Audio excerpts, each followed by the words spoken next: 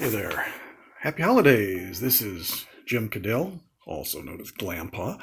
I'm the lead artist for the Electric Sheep project for Burning Man 2018. Today is Friday, December the 8th, 2017, and this is a project status report. Our most pressing goal is to get the software ready for a beta test in about a month at the Figment fundraiser. This project is about artificial life and artificial intelligence. The software I am currently testing is an artificial world capable of supporting up to 25,000 artificially intelligent virtual robots. There'll be two views of this world, a high-level view in which we get to look down on the world from orbit, and a more personal view where we get to select one random specimen from the thousands currently living and try to get a sense of what that little guy is thinking and doing.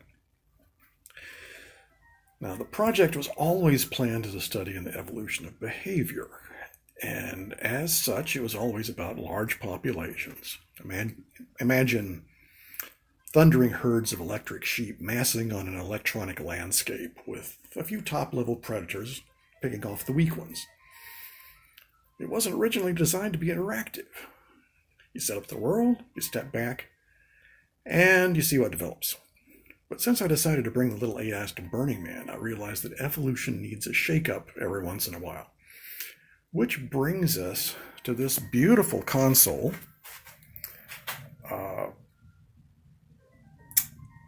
Donated by team member Dina Ramirez. Now this console will house three monitors, and this catastrophe selection dial. Now, I just ordered a selector switch. It's not here yet. I hope it'll be here before our beta test, but if not, I will work out something. Some sort of a kludge. Now, but for Burning Man, we'll have a great big selector dial with a choice of catastrophes.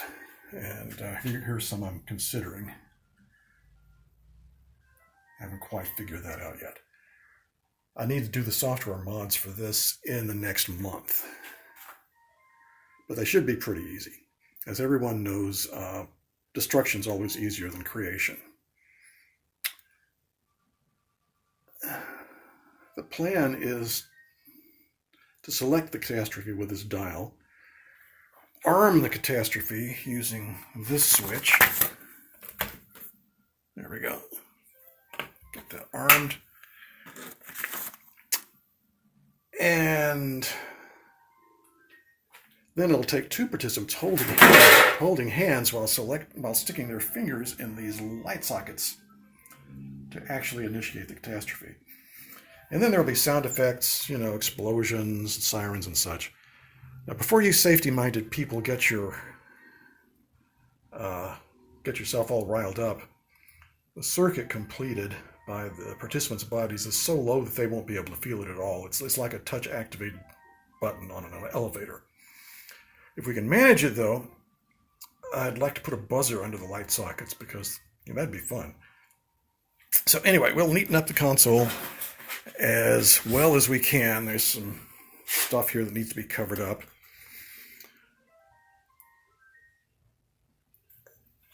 For the beta test. Now let's take a look at the software.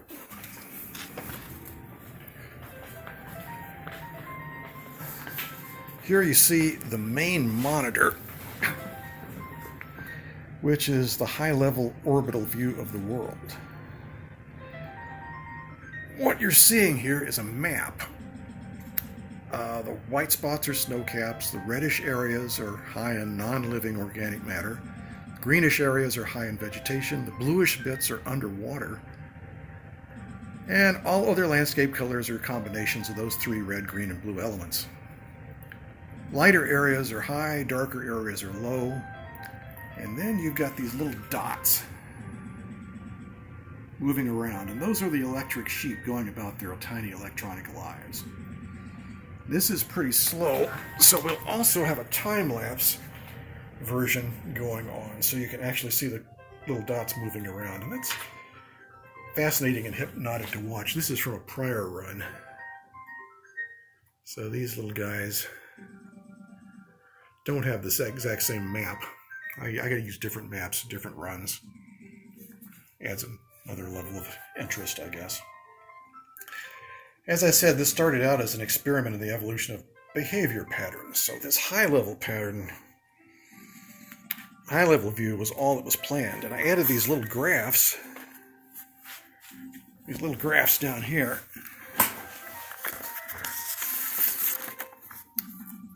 To see what those populations are doing. And this is probably the monitor we're going to be using for the beta test. I don't anticipate changing the format for that test, but for Burning Man we'll have a much larger monitor, maybe 40 to a 50-inch TV. And I'm going to rearrange these items to fit that resolution for whatever monitor we choose. But yeah, it'll have interesting little statistics and details and explanations about what we are seeing down there. But from orbit, you can't really get a good sense of what's going on down there. So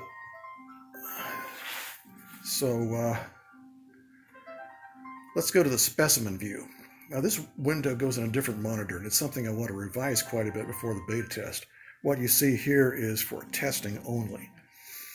What this screen does is select a random animal and follows it through its life until it dies. So hopefully we can get a better idea of what's going on down there. First thing you see is a long list of statistics about this animal. Now that's useful for debugging, but not so helpful in an art project, so I'll pick out the relevant parts and summarize them for the final project. Who is this animal? What kind of body does it have? What is its mood right now? Over here I threw up a quick graph. Summarize the animal's body ratio. How much of its resources does it allocate to defense, offense, digestion, reproduction, sensory inputs, and so on. Which again is great for debugging, but for an art project I'll want to replace it with something more accessible. Now over here we have another map, much like a zoomed in version of the world, but from the specimen's point of view. The specimen is here in the middle. Yellow arrows mean that he's fleeing from a predator. What's he doing right now? He's scavenging right now. That's a brown arrow, so he's going to scavenging. Green arrows means he's going to go grazing. This one looks like a scavenger. A red arrow means he's devouring one of his neighbors. Now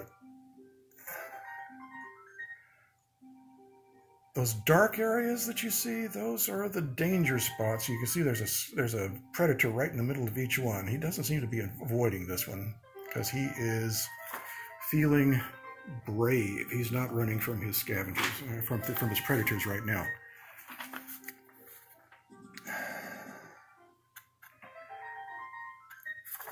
There are also some gray areas out here.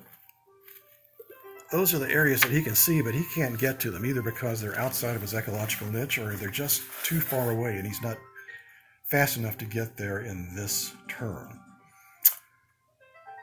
So I plan to expand this map, enlarge it so that we can see things outside the animal's range of vision, and that'll help us put this animal into context a little bit. Down here, I plan to draw a representation of the specimen animal. This blobby thing that you see there started out to be a sort of mollusk. You can see some tentacles on the left side representing its speed and range, and there's an eye. The size of the eye represents how far it can see. And the rest of it was to be represented by our spiral nautilus-like shell, which I hadn't gotten around to programming yet. And it's just as well that I hadn't done it yet, because that was when we decided to call the project Electric Sheep after the Philip K. Dick novel. And then I realized it'd be just as easy to display a stylized electronic sheep in this box instead of a nautilus. So That's something I want to get programmed this month before the beta test, at least a basic version of it. Sheep won't be any harder to draw than a nautilus shell, and there's certainly enough variables that each specimen's body should look unique on this cartoon. And there'll be plenty of time to spiff it up and add details before the big burn.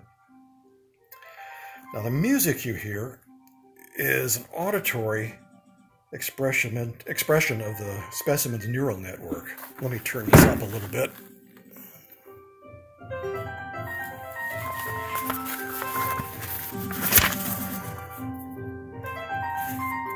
Each specimen has its own unique song. The basic melody and the bass line are generated from the unique genetic profile that feeds into the animal's neural network, which, like the parts of its body you see in this box, are inherited from its parents, with maybe a few mutations here and there. The key signature, the tempo, the backbeat, and embellishments are determined by what's happening in the specimen's life right now. So I plan to add more embellishments to the song between now and Burning Man, but it's fine for the beta test as it is. I used a simple 12-bar blues form for all the animals. Some of the songs are pretty catchy, some are kind of lame, but that's unavoidable. When the animal dies, you'll hear a distressed bleat before the song for the next specimen starts up. Kind of excited about having the music, because that adds one more layer of participation, and it helps to make the little AI seem a little more alive. So maybe when participants hit that smite button and bring down the apocalypse on these poor, helpless, innocent little AIs, those tiny lives may seem a little bit more real to them. So that's where we are at on December the 8th. I'll try to do another status report around the time of the beta test. So until then, this is Glampaw wishing you a Happy New Year.